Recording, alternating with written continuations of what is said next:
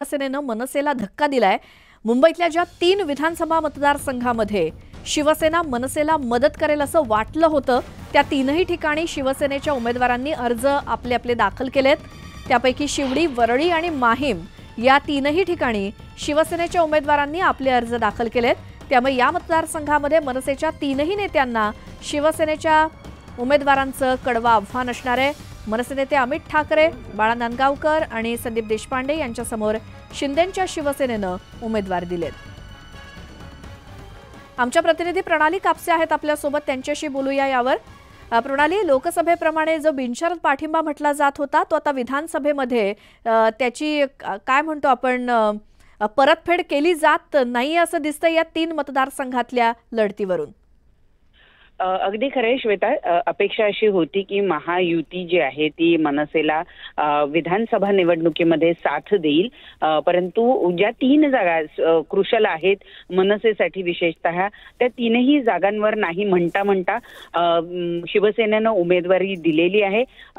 वरळीची जागा असेल, माहीमची जागा असेल आणि शिवडी, कारण या 3ही ठिकाणी मनसेचे नेते पदावर असलेले 3 दिग्गज जे आहेत ते उमेदवारी अर्ज त्यांनी दाखल केलेला आहे आणि मनसेला या 3 ठिकाणी शिवसेना आपल्याला मदत करेल असं वाटत होतं आणि त्यामुळे या ठिकाणी उमेदवार दिले जाणार नाही किंवा दिले गेले तर उमेदवार ते कमकुवत किंवा कच्चे उमेदवार दिले जातील अशी चर्चा होती, परंतु प्रत्यक्षात मात्र तसं झालेलं नाही। उमेदवारी अर्ज दाखल करण्याच्या शेवटच्या क्षणापर्यंत म्हणजे शिवडीमध्ये तर आपण बघितलं अवघ्या 5 मिनिटांपूर्वी 3 वाजायला 5 मिनिटांच्या पूर्वी नाना अंबोले यांनी अर्ज भरलेला आहे। नाना अंबोले खरं तर हे भाजपमध्ये होते, ते जुने शिवसैनिक राहिलेले आहेत आणि म्हणून आता शिवसेनेनं त्यांना उमेदवारी देण्यासाठी या भागातून सज्ज केलेलं होतं। जरी नाना अंबोले हे सांगत असले की त्यांना एबी फॉर्म मिळालेला नाही, तरी त्यांनी अपक्ष अर्ज भरलेला आहे। दरम्यानच्या काळामध्ये त्यांना हा एबी फॉर्म दिला जाऊ शकतो आणि ते शिवसेनेचे अधिकृत उमेदवार ठरू शकतात। परंतु जर आपण मनसेच्या दृष्टीने विचार केला तर या 3ही ठिकाणी जिथे शिवसेना आपल्याला मदत करेल, एकनाथ शिंदे आपल्याला मदत करेल अशी मनसेला कुठेतरी अपेक्षा होती, ती अपेक्षा आता मावळताना दिसते। कारण या 3ही जागांवर शिवसेनेनं आपले चांगले आणि तगडे उमेदवार जे आहेत ते दिलेले आपल्याला बघायला मिळते आणि त्यामुळे आता या 3ही जागांवर चांगली चुरस आपल्याला पाहायला मिळणार आहे। बिलकुल प्रणाली, धन्यवाद या माहितीसाठी।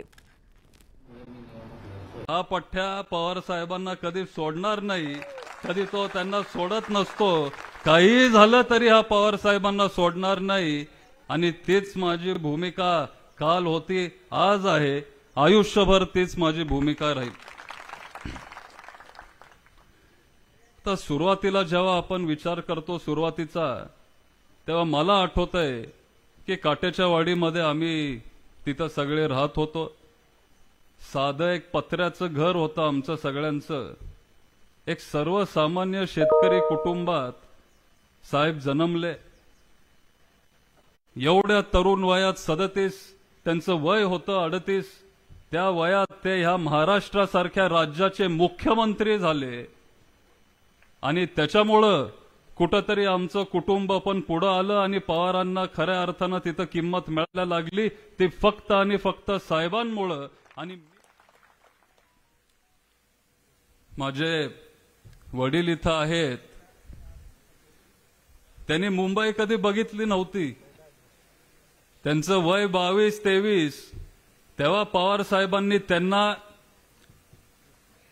आणि कुटुंबातल्या काही सदस्यांना मुंबईला घेऊन आले। मुंबई तेव्हा दाखवली, मग त्यांना मुंबई कशी दिसती आणि कसं आपल्याला पुढं काम करावं लागेल आणि गावाच्या बाहेर पण काहीतरी आपण तिथं जाऊन करू शकतो, हे मार्गदर्शन पवार साहेबांनी दिलं आणि मला त्यांचा आदर आहे, अभिमान वाटतो की माझे वडील ते कधीच विसरले नाहीत आणि त्याच्यामुळं ठामपणे आम्ही सगळे पवार साहेबांसोबत आहेत। शेवटी त्यांचे उपकार आहेत फक्त कुटुंबावर नाही तर बारामतीकरांवर। त्यांनी इथं सामाजिक परिवर्तन केलं, अनेक कुटुंबांना त्यांनी इथं उभं केलं, सामाजिक विकास केला आणि त्या पद्धतीने बारामती पुढे गेली जात राहिली। आता आपण म्हणतो पूर्वीपासून आपण ऐकत आलोय की विकास जर आपल्याला करायचा असेल तर मग बारामती मॉडेल हे लोक म्हणायचे, आत्ता नाही, हे मी म्हणजे लहान असल्यापासून मी ऐकतोय की बारामती मॉडेल हे विकासाचं मॉडेल आहे.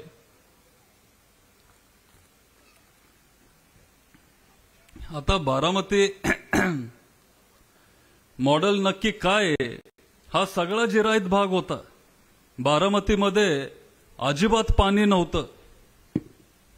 पवार साहेबांनी इथं जानाई सिरसाई सारखी योजना आणली, पुरंदर उपसा योजना आणली, नाजरा धरणमध्ये त्यांचं खूप तिथं सहकार्य होतं.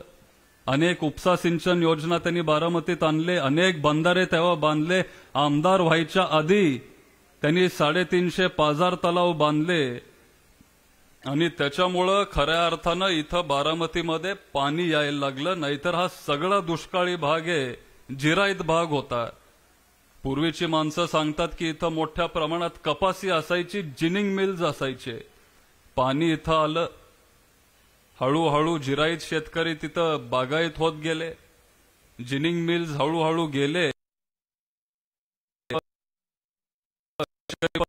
ऊस लावायला लागले. पवार साहेबांनी त्या काळात केव्हीके ही संस्था काढली, विद्या प्रतिष्ठान पण संस्था त्या काळात काढली. शिक्षण आणि शेतीवर आपण जोर दिला पाहिजे, हे पवार साहेबांचे विचार तेव्हा पण होते. त्यांचं वय 26-27.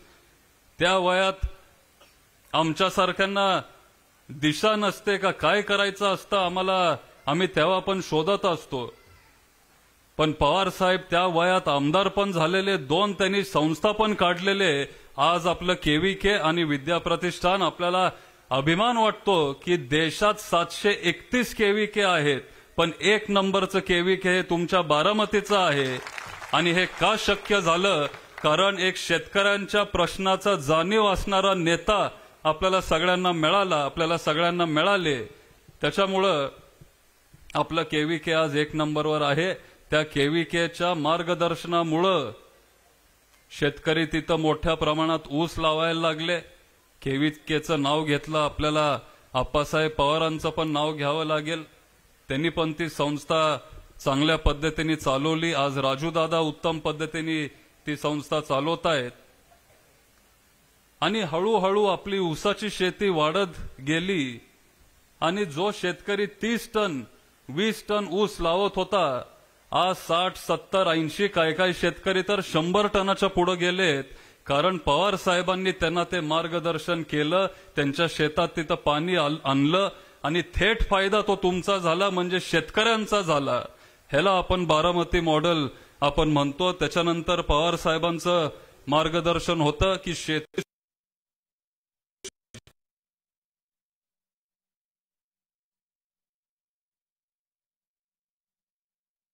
दांडी विकून आपलं आयुष्य तिथं जगू शकतो. त्याच्यामुळं इथं गुरं वाढली, पण मग आता दूध घेतली. जोडधंदा असला पाहिजे, पोल्ट्री असली पाहिजे. रोजचं दूध अंडी विकून आपण आपलं आयुष्य तिथं जगू शकतो. त्याच्यामुळं इथं गाई गुरं पण वाढली. पण मग आता दूध जेव्हा इथं तयार होतं, मग ते दूध आपण विकायचं कुणाला? त्या दुधासाठी पवार साहेबांनी मार्केट बारामतीमध्ये उपलब्ध करून दिलं. इथं MIDC त्यांनी उभी केली आणि डायनामिक्स सारखी कंपनी त्या काळात पवार साहेबांनी बारामतीमध्ये आणली. त्याच्यामुळं आपल्या दुधाला तिथं मार्केट मिळालं.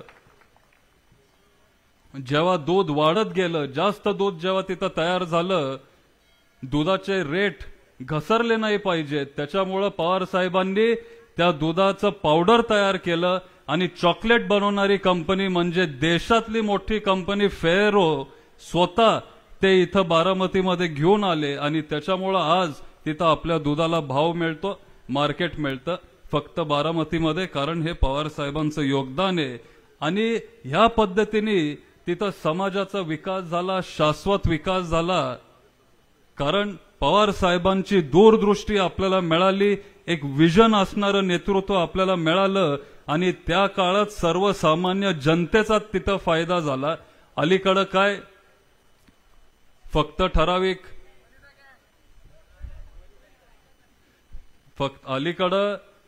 ठराविक ठेकेदारांचा फायदा होतो, ठराविक कॉन्ट्रॅक्टदार लोकांचा फायदा होतो. पण सर्वसामान्य जनतेचं काय? पवार साहेब नेहमी सर्वसामान्य जनतेचा विचार करत आलेत आणि त्याच्यामुळं आज पण बारामतीत नाही तर अख्ख्या महाराष्ट्राची जनता पवार साहेबांच्या ठामपणे पाठीशी आहेत, कारण नेहमी ते जनतेचा विचार करत आले.